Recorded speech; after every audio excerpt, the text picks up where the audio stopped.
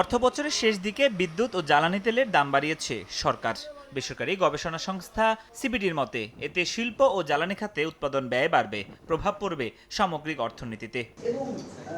বৃহস্পতিবার চলতি অর্থবছরে উত্তোলনকালীন সময়ে বহুমাত্রিক চ্যালেঞ্জ শীর্ষক আলোচনায় সংস্থাটি জানায়, দ্বিতীয় দফায় জ্বালানি তেলের দাম বাড়ানো অপ্রয়োজনীয় ছিল, আর বিদ্যুতের দাম বাড়ানোর কারণে বাড়বে মূল্যস্ফীতি। জ্বালানির দাম দ্বিতীয় দফায় বেড়েছে, আমরা মনে করি এই দামটা বাড়ানোর প্রয়োজন ছিল না। প্রত্যক্ষ যারা এটা ভোগ করেন তাদের জন্য এটা অবশ্যই একটা বাড়তি বোঝা হবে, কিন্তু এটার অপ্রত্যক্ষ যারা তার উপরে যে প্রভাবটা পড়বে এটা কিন্তু সরকার অন্যান্য পদক্ষেপ দিয়ে এটাকে কম্পেনসেট করতে পারে।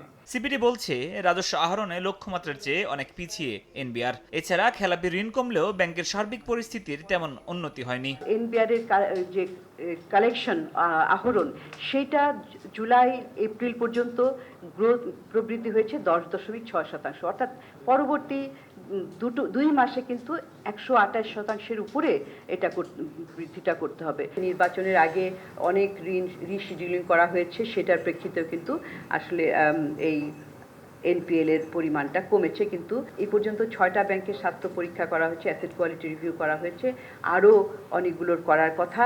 তো সেইগুলো যদি করে তাহলে কিন্তু আরও খারাপ অবস্থা হওয়ার আশঙ্কা রয়েছে। এছাড়া সরকারি চাকরিজীবীদের জন্য নবম পে স্কেল ঘোষণা করা হলে তা বাজারে মূল্যস্ফীতির চাপ আরও বাড়বে বলে আশঙ্কা প্রকাশ করেছে সংস্থাটি। বিষয় হচ্ছে যে বৃহৎ ঋণ। ফরহাদুর রহমান, সময় সংবাদ, ঢাকা।